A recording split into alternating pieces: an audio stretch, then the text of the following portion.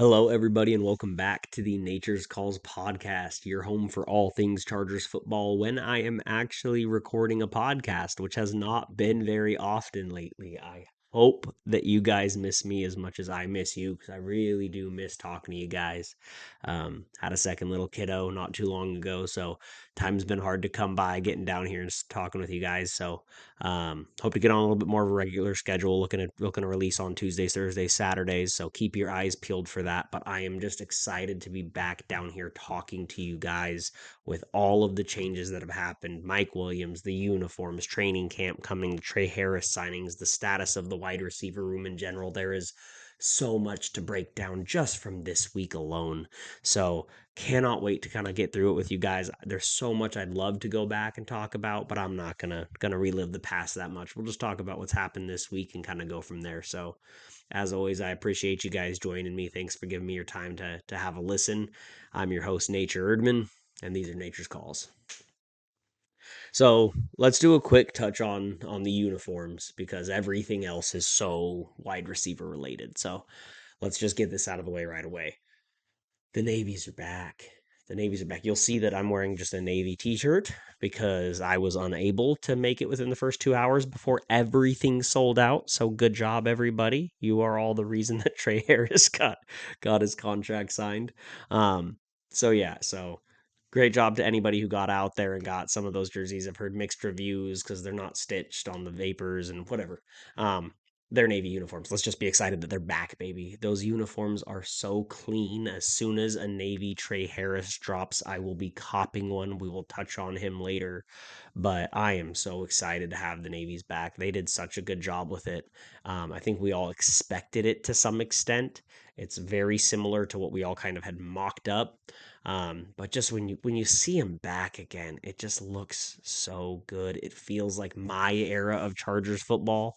My younger years were mostly in the Navies, obviously. I became a fan around 2006. So it's really just there's so much nostalgia there for me. Some of the older fans out there, calling you old. Anyway, some of the older fans out there, I don't know how much the Chargers power jerseys really do it for you, how much nostalgia those bring back for you. I don't like the yellow. I don't even like the yellow pants in any of the uniform combos. I just don't think it looks good. I like the nostalgia aspect of the powder blue top with the yellow pants, but like it's only for a nostalgia aspect. Outside of that, man, I don't really dig the yellow. I did see some mocks with the Charger Power with white pants. I think it looks significantly cleaner. I think if you didn't have powder blue accents and you had navy and you did it with a navy helmet, that would even look better. Um, I do think that it's cool. I will not be purchasing any yellow jerseys personally for myself. My wife will probably want one. Um, I think that it's cooler than the white top with the yellow pants for sure. Kind of gives me a color rush vibe to it. Some of the guys look real good. If we're only wearing them once a year, I'm kind of cool with it. I don't really have any complaints about it. But I mean, the difference between if we were allowed to wear the Navy's three times versus the Chargers power once. Sorry if that got really loud, but the Navy three times versus twice and once with the Chargers power uniforms. I think I probably prefer that, but I'm not going to complain too much. They gave us what we wanted. I think the Chargers power yellow is going to grow on us. I'm going to call them the banana pajamas for a long time. It is what it is, but I just there's so much gratification, satisfaction in those Navy uniforms coming back. It feels like they really listened to what the fans wanted. There would be no way that they were going to not do the Navies, but with the Navy helmets, it looks so clean. I'm so excited to see that twice a year. The home fans who get to go to those games and see those uniforms are so clean. I'd like there to be an away one, but at the same time, the other part of me is like, if you're going to be a Chargers fan, you want it to be at the game that you go to that you get to see the Navy uniforms. They get to see the special uniforms regardless of what they are. So I'm not necessarily opposed to it being the special uniforms there. So, but the powder blue pants, I think that is a way more significant upgrade than it's kind of being credit for. I really like the full blue. I wouldn't say I love it, but I really like the full blue. I am obsessed with the white top, blue pants. That the navies are probably peak for me right now because of so much nostalgia coming back and I missed it and we wanted it so badly. But I don't know. Honestly, I think you give it a year's time, and I think the white tops with the powder blue pants are going to end up being my favorite uniform combo. Um, if we don't wear that on the majority of the aways, I'll be disappointed. Anytime that I ever see the white top with the yellow pants, I'm going to be visibly frustrated because there's so many better uniform combos that you could wear, especially that just wear the white tops with the blue bottoms every single time. Every time. Hell, wear the navy pants with the white top with the navy helmet on an away game. That'd be sick as hell. Oh man, so happy. Feels like the Chargers uniform rotation without a navy in there just didn't make any sense. And I know we had the navies, but we were 0-6 in them, and they just didn't have that nostalgia aspect. They were trying to be more sleek and modern and cool, and they were badass when they dropped. I have a Derwin James of that uniform style because I did think that they were badass jerseys, but it just doesn't have the same satisfaction level that the new ones do with all of the white accents and everything else. I cannot wait to get one. The day I get one, I'll be recording. I don't give a damn if it's my recording day or not. I'll be down here saying hi in my Tre Harris 9 jersey, the ninth pick or the ninth pick, the ninth round of the Joe Ortiz era, Tre Harris. Omarion Hampton, the eighth round of the Joe Ortiz era. I love it. I love that they went 8 and 9 back to back. I think those are great numbers for them. Either way, so pumped. I hope everybody's as excited as I am. I know you all are. I know some more people were really upset about the Chargers' power. They really didn't like it. There was a lot of conversation on Twitter about they better not be yellow jerseys. And they actually did do yellow jerseys, but I think I didn't expect all yellow, which I don't know if that was good or just bold of them. I'm kind of impressed, but I think myself, along with most other people, it's growing on all of us. I think in like the videos that we saw of them talking about it and wearing them and pictures and stuff like that, that were just more realistic, non-edited photos versus the actual like release clip. They looked very yellow in the release clip and with all the yellow accents in the background and really kind of showcasing the yellow, I think was a little bit much. And then when you see like the video where they're showing the new uniforms and you see Cam Hart actually wearing his uniform and Derwin trotting around in the yellow uniform, like they don't look half bad. I'm sorry for the big guys up front. You ain't gonna look that good, man. But it'll be fun for one time a year. Don't get into invested into it. We got the Colts this year. Hopefully that's a win. Already be better off than the Navies, but I suppose I should knock on wood. So either way, excited about the uniforms, excited about all the 90s and 80s themed merchandise. I know that you guys have all copped it. I'll get some on the second round here, but yeah, very excited for the kind of new era of Chargers football. It feels so right with Jim Harbaugh being back, having the Navies back. We're a meaner football team. It felt like a meaner era. That's the direction we're transitioning towards. Harbaugh also wore the blues, so like I don't know, it just all feels more cohesive and fresh and like we needed it. So yeah, I'm happy with I'm so happy with what we've been given, and I can't wait to see it on game day. Um, so let's talk wide receivers. First of all, thank you to Mike Williams. I don't think I talked about it. I don't think I was recording when he left, but I loved Mike Williams. I still never feel like he turned into the receiver that I expected him to be at 7. Um, 2,000-yard seasons is all he ended up having, but I'm not here to talk smack about Mike Williams. He put his body on the line.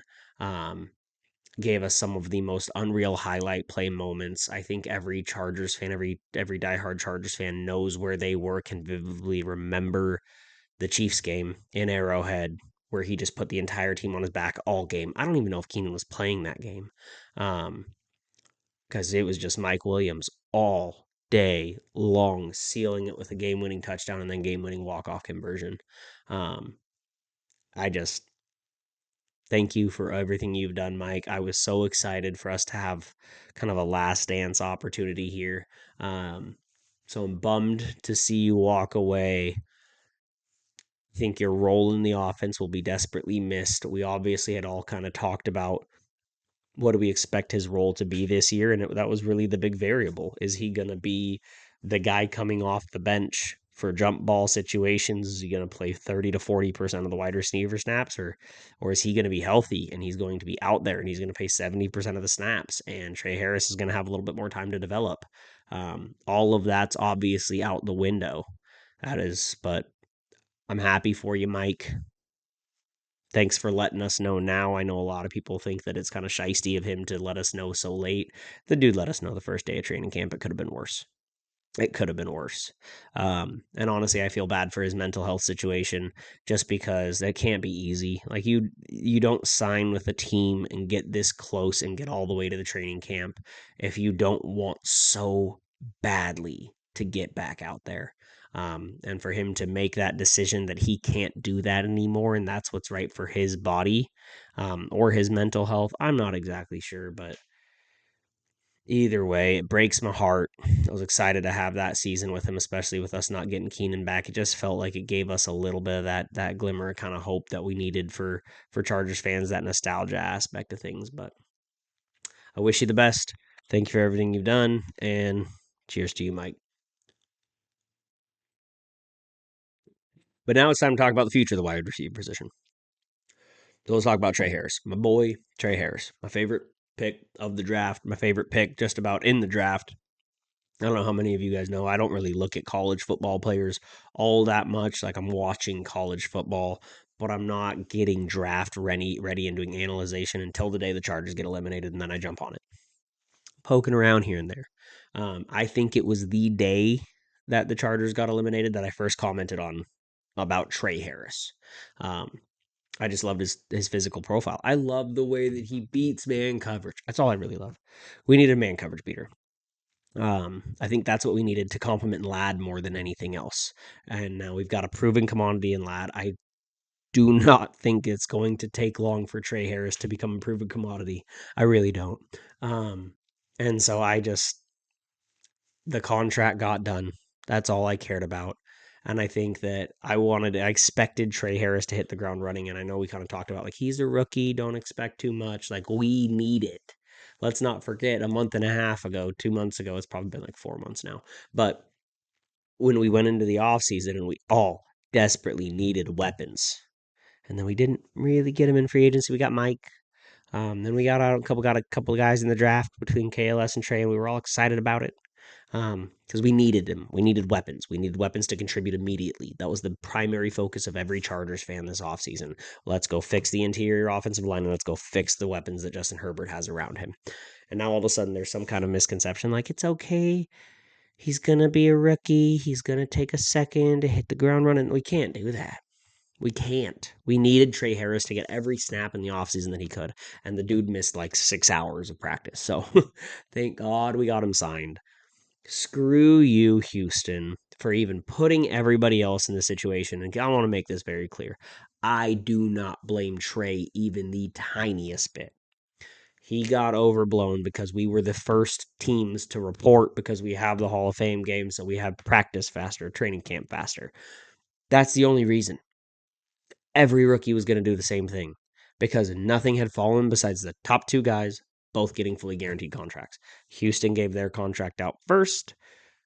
The Browns had the first pick in the second round. Obviously, they have to acquiesce to the same thing because the agent has all the leverage. And then everybody stood still forever. I don't blame them one bit. Like they have every right, given the situation, to react the way that they did. So all I feel about the situation is screw Houston. Tre Harris, you're fine in my books. You did what you had to do. You did what everybody in the NFLPA would have expected you to do. No hard feelings whatsoever. I'm so glad that back end finally started getting some signings so that we can move forward. And the dude missed a day of training camp. So we're back. We're here. Trey 9 is in the building. I cannot wait for him to take these steps, build chemistry with Herbert, learn the playbook if he wasn't already, and really see what he can do for our offense. Because I was somewhat in the same boat. Like he's going to play a limited amount of snaps. Is he going to play probably half or more? I honestly thought so. I thought he's going to hit the ground running. I think he's way too talented to not. He does exactly what we need him to do.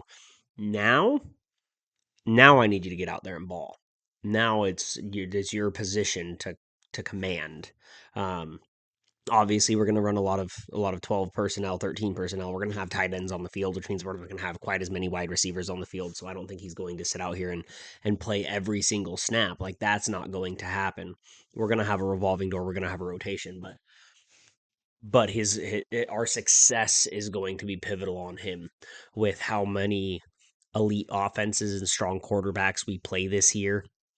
And I mean, our defense, I think, is going to hold up. Jesse Minter is too legit of a defensive coordinator. We have more talent on the defense overall. We have more depth on the defense overall. So I'm not necessarily worried that our defense isn't going to be able to perform well, but we're also not facing the slate of quarterbacks that we did last year. So there's going to be some aspect of this offense that needs to be balanced. And hopefully our running game, Najee, hopefully, our running game is solid. Omarion Hampton's probably going to get a little bit more early run than we expected with the Najee injury. He's going to definitely command all of training camp, so he's going to have his chance to earn his number one role. That's for dang sure. But, but yeah, I mean, Tre Harris is going to need to go out there. He's going to need to beat man coverage. Lad McConkey is the ultimate zone beater. What did they do? They played a ton of man coverage and put 2 to 3 guys on Lad in the wild card round and absolutely shut us down. Didn't shut down Lad, but shut down the offense because that's not healthy. It's not a healthy offense. You can't succeed at a high level that way. And so QJ is a legit wide receiver 3. I truly believe that he's solid. Use him as a gadget player. Use him on sweep routes. Get creative, Greg Roman. Please, thank you, God. Just please get creative. But either way, QJ is going to have a role in this offense, but he's not that get down the field, beat man coverage guy, and Tre Harris is. And maybe I'm a little bit higher on him than most. And actually, okay, I'm higher on him than most. I might be higher on him than just about anybody, but who says that Lad McConkey's going to long term be the best wide receiver on this team? Is Lad McConkey a top 15 wide receiver in the NFL already? Probably. Did he have a remarkable rookie season that's going to be hard to beat? Absolutely. Is Tre Harris going to break those numbers? No. No, because Lad's on the team. It's not him and a bunch of Joe Schmoes. Like, no, it's Tre Harris and Lad McConkey. So, but when I look at this holistically, like, everybody's like, we just need to get out there and get ourselves a wide receiver too now because we have Lad. What if Tre Harris is better than Lad? I don't know if you guys watched the same film I watched on Tre Harris. Tre Harris is legit. Absolutely legit. Like those old Miss wide receivers like DK and then AJ Brown and then him, like he's not quite as physical as either of those guys, but he's way more nuanced. Way more nuanced than either of those two players coming out of college. And so I really think that we struck gold. I'm talking legit gold, superstar level player, not quite top 5, top 3 wide receiver in the league. I don't think he's going to be in that Malik Neighbors conversation with Jamar Chase and Justin Jefferson. Like those are going to be the best 3 receivers in the league in the next couple of years, I truly believe. But then you've got a whole bunch of really legit wide receiver ones. And so Lad McConkey could be one of those guys, probably is one of those guys already. Tre Harris could also be one of those guys. Like, or look at what the Bengals did. They went and got T. Higgins, and then they went out and got Jamar Chase because it wasn't quite enough. Now, I'm not saying you need to invest an insane amount of money, $90 million into those 2 guys. But just because Tre Harris was like Lad was a second round pick, Tre was a second round pick. I don't know what tape you guys have watched. Well, Tre Harris might be a legit commanding number 1 wide receiver within a year or 2 at most. Like, he is the perfect complement to Lad McConkey. You cannot single cover either one of those guys. You're going to get beat. You're going to get beat. Now, I'm not saying that Tre Harris is going to come out here and have an 1,100, 1,300 yard season. Like, that's probably not going to happen. I think he's probably going to get 98, 95 targets. I think we're going to pass a little bit more than people think just because of game script. He's probably going to catch like 60 balls. He's going to be involved in the offense. He's going to have like 850 yards to Yeah, in that range. Ladd McConkey's going to get 1,300. I think Justin Herbert's going to pass for 4,000 yards, and those two guys are going to be a huge chunk of it. Huge chunk of it. I know everybody thinks that we're going to be a running football team, and we are. We're going to be a commanding, dominating, running football team, but everybody throws the football. Like, you don't think that the Baltimore Ravens run the football? They do, and they pass a lot too. You don't think the Detroit Lions run the football? They do, and they pass a lot too, because running the football opens up everything else. Now, are we going to be the type of offense that pours it on until you physically submit like Detroit? Probably not. Like, this is still Jim Harbaugh. He's going to get up 2 scores. He's going to run the pound the rock nonstop, nonstop, nonstop. But just looking at our schedule this year, the divisions that we play, as well as just the placement of schedule that we have getting second place in our division, it's not going to be easy. Um, and I just don't think we're going to be able to just purely run the ball. Like, that's just as predictable. Like, look at the New York Giants. They weren't able to run the ball because they couldn't pass the ball. Didn't matter that you had Saquon Barkley. It did matter to some extent. He was still an excellent running back. But there's a reason why you go to Philadelphia, and the threat of Jalen Hurts running and the threat of those wide receivers and Saquon Barkley in the backfield. Like, you cannot cover all of the positions. That is what we're trying to build. Dominate in the trenches and be really legit solid at every single level. Do we have the caliber of roster of Philadelphia? No, but we have Justin Herbert. So don't really give a damn what anybody says. So that's where I expect this team to be. That's what I expect Tre Harris to be. Y'all can call me crazy all you want. Tre Harris is a bona fide stud, legit wide receiver. There's very few people I had ahead of him in this class. T Mac, obvious reasons. I didn't have Travis Hunter above him because Travis Hunter is just a very much possession receiver style to me at the next level. I think he's physically incapable of commanding at the next level the same way. Who am I spacing on? Had someone, Emeka Egbuka, obviously. He's just too dang polished. Just too dang polished a receiver to hate on. And then I was right there with Luther Bird and Tre Harris at around the same level. And so I really think it's blasphemy that Trey fell as far as he did. We got to Luther Burden going to the Bears, and I thought there was absolutely no way that Trey would fall to us. I still honestly can't believe that he did. I think I mocked Tre Harris to the Chargers in 95% of my mock drafts, and for those of you who don't follow me on Twitter, I did hundreds of them, and he was one of the only picks that I just could not turn myself away from until it got to the point just before the draft that he wasn't available in the second round anymore. So for him to actually fall, I can't say enough positive things about him. I could not be more excited that he's a Charger, and I think you guys are undermining what he's going to be able to do. If I'm wrong, I'm wrong. We're all Chargers fans. We should all be hoping for the same thing.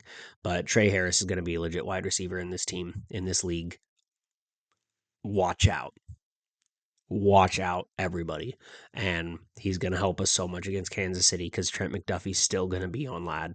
The rest of the guys, you got boundary legit number one wide receivers or corners, but you go to the Texans, for example, with Lassiter and Stingley, like you need someone.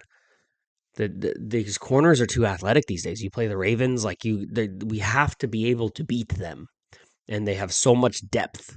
Like, God, they have Nate Wiggins, Jairi Alexander. Like, Jesus Christ, guys. Like, we need more firepower. If Tre Harris isn't that guy, we're not going to have enough, but I think he's going to be. I think he's going to be. And I think we have enough revamped offense around him that we're going to be able to be more well rounded. Speaking of wide receiver, let's talk about Quentin. Let's talk about Quentin Johnson. Where do we start? So I just put out a big old thread about Quentin Johnson, not a big old thread, but a thread about Quentin Johnson and why I still think he's not a bust. There's a whole lot of talk going around about Quentin Johnson's the bust in the NFL, and there's just you can't consider that. That's insane. That's insane. The dude belongs in this league. Busts are people who do not make it in the league. Trent Richardson was a bust. Freaking Kevin White was a bust. Laquan Treadwell you can consider a bust first round pick who could not get playing time, but he even then survived in the league for years. Like, I wouldn't even fully consider him a bust to the same caliber. Not a first round pick, like from a first round pick standpoint, yes, but he's not a draft bust. Jalen Rieger is not on the same caliber of Quentin Johnston. I saw people talk about, is Quentin Johnston the greatest wide receiver bust of all time? Are you joking? Kevin White was like the 8th pick or something. Jalen Rieger was picked above Justin Jefferson. Quentin Johnston belongs on a football field. He just doesn't belong doing what he's doing. Shouldn't be the number one target, shouldn't be this contested catch go ball wide receiver. He's not good at it. Should he be? Absolutely. Should he drop the passes he does? Absolutely not. Like, we're on the same page. I get it. I agree with you. But don't take it so far that he's just a bust and shouldn't be on our team. Like, what do you think he's doing in practice? Like, he was the Raiders game, week 18. I get it. It was week 18. I get it. The Raiders secondary sucked. The dude still went for 180 something yards. Week 6, I think he went for 180 something yards. Like, he's doing this against NFL people. Like, he has that in his tank. He had 8 touchdowns. Like, Quentin Johnston belongs in the league. Does he need his role trimmed back? Absolutely. Does he need the offensive coordinator, Roman, to start looking at his role more specifically? Use him like Deebo Samuel. Please. Been saying it for God, a year now? Over a year now? Use him like Deebo. Use him on short intermediate routes, just little shovel passes, pitch passes, 5-yard slant routes to just get him in open field and have everybody else block. You want to be a blocking team? You want to be a running team? You want to be a physical team? That's part of it. Use the passing game as an extension of the run game. Do you know how difficult you become if you actually throw to your running back, pound the rock all the time, use short and intermediate routes? You want to talk about the play action game? No, play action can't just be run the ball down their throats and then throw a 30-yard bomb. Be smarter. Quentin Johnston has so much utility in this offense with the physicality that we want to play with. All of our receivers, all of our tight ends, it's such an important part of our team to be able to block. We talk about it all the time. Chargers fans, pundits, everybody just talks about the Chargers being an overly physical Jim Harbaugh team. Use that aspect of it to your advantage. You can block a couple yards downfield, dog. Pitch it to Quentin Johnston behind the line. Pitch it to Quentin Johnston short pass 2-3 yards away. Use him. And he can still catch it with his body. There's no one here to hit him. He ain't going to be scared. Stop using him as this Mike Williams go ball deep threat receiver. Do I want him to be able to do that? Yes. Don't think that I'm not upset at how Quentin Johnston has developed. But he belongs on this team. I would rather have him out there than Darius Davis or Brendan Rice or Jalen Rieger, and we'll talk about those guys too. Or KLS. Like KLS, he's going to have a cool aspect to this team. I think he's going to do what Darius Davis should have done. I don't know if Darius Davis is going to make this roster, but I think that he's going to be a little bit more deep threat. He's got a little bit more size. He can hold up against NFL talent a little bit better. Like, he's going to be your Alec Pierce type of guy. Your job is to go get the deep ball. Your job is to go spread the offense. Cool. Love it. Stop trying to force Quentin onto that. And so I think we're in a really good position in the offense. We have a lot of versatility. I guess not really. Let me put the change up. We don't have as much versatility as I would like, but everybody has a defined role in this offense, and you can use them creatively. Ladd can be inside. Ladd can be outside. QJ should honestly spend significantly more time inside. I think he'd be fun to rotate as the Z and the slot receiver. I think there's a lot of creativity that you could use. Tre Harris is going to play predominantly on the boundary. Let him use his skills on the boundary and his breaking routes to get himself open. Like, yes, are we going to be the most exciting offense in the league? Probably not. Are any of these guys Tyreek Hill? Absolutely not. We're not going to be blowing it up. I don't expect any 54-point wins. Like, that's not going to happen, but it doesn't need to happen. It doesn't need to. You've got an excellent yak, run after the catch, still big guy, Still good catch radius. Does he use that catch radius and physicality for go ball routes? No. But in the short and intermediate area of the field, use him. He's a mismatch in the slot. Put Ladd on the outside. He's proven that he can separate against bigger corners, smaller corners, doesn't matter. He's proven that he can do it.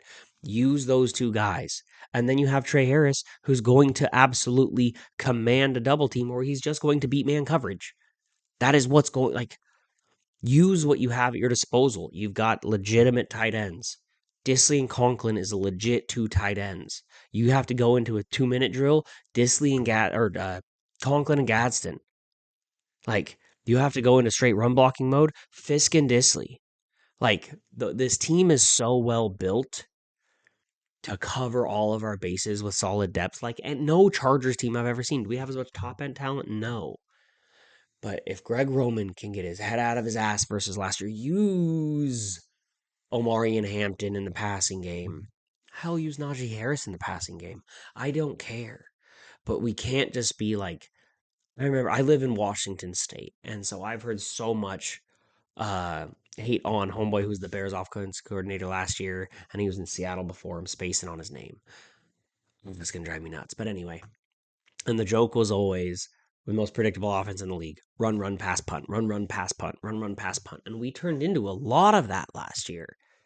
A lot of it. And I know the running game didn't work and we started passing the ball out and airing it out, but it didn't matter because there was no threat of the run and there was no protection for Justin Herbert. Play action doesn't work at that point. But Greg Roman's version of play action, of opening up the far end of the field, is not all that it's meant to be. Like, use every level of the field, all of it. Look at the most successful offenses in the league. They pass the most behind the line of scrimmage. And I'm not saying be that offense. I'm not saying be boring, but use every level. We've built the roster. You've built the roster. Joe Ortiz has given you this roster. Use it properly. Attack every level. Find a way to beat them because we're built to do it. And if the offense can do that, if we can structure ourselves well, Quentin Johnston's going to see snaps. This offense is going to be highly productive, and we're going to wear people down. Our receiver room is still okay. Would I like more depth? Yes. So let's talk about depth. KLS, I touched on him. I wasn't planning on touching on him, but I kind of already talked about it. Jalen Rieger, Brendan Rice has been thrown around. Someone's going to have to come take that spot. Someone's going to have to come take the 4 spot. Otherwise, it's Rieger's.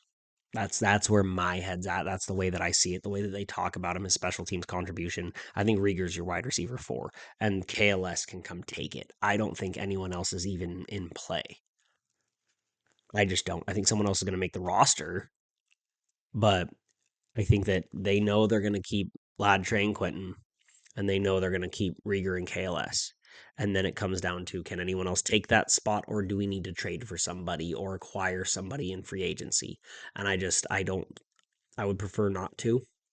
I would definitely not prefer to give up more than a 5th round pick to go get somebody. Like, I know people have talked throwing around Alec Pierce and stuff like that. Like, I'd be okay with it. I'd be okay if we sign an Amari Cooper for a veteran presence. I'd be okay if we handle it that way.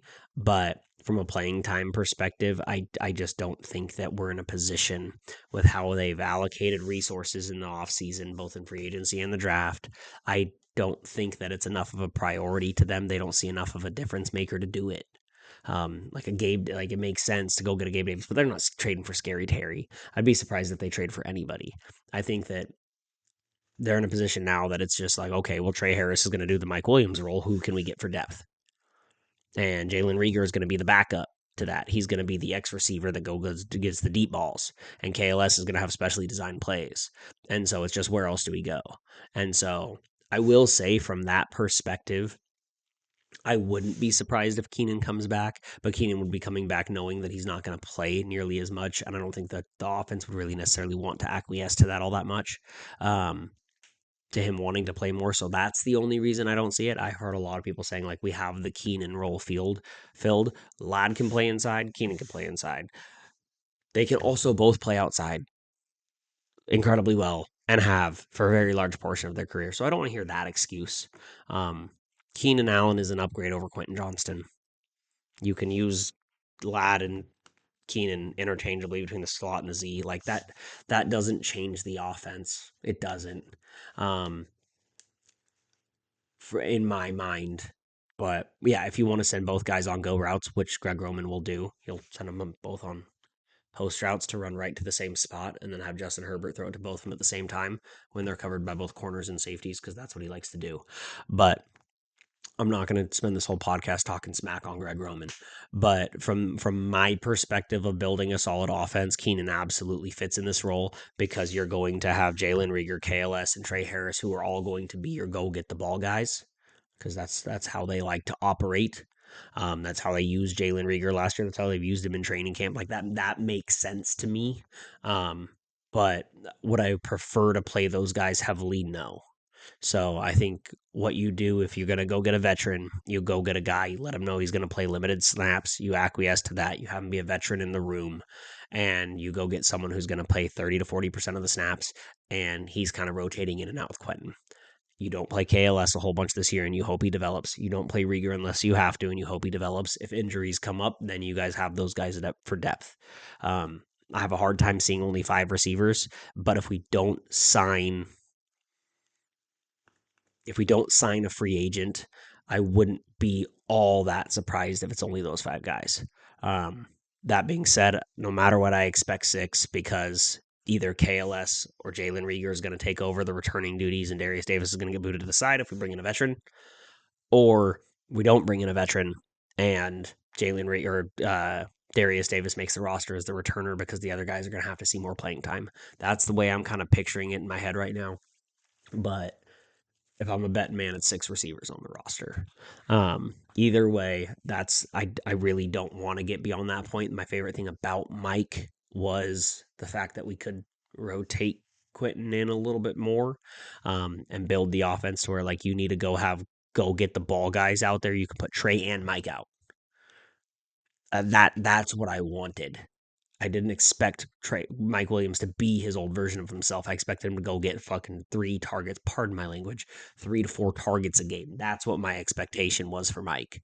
And so not being able to do that sucks because if you need a go get it route, I really don't want Quentin being the downfield go get it guy.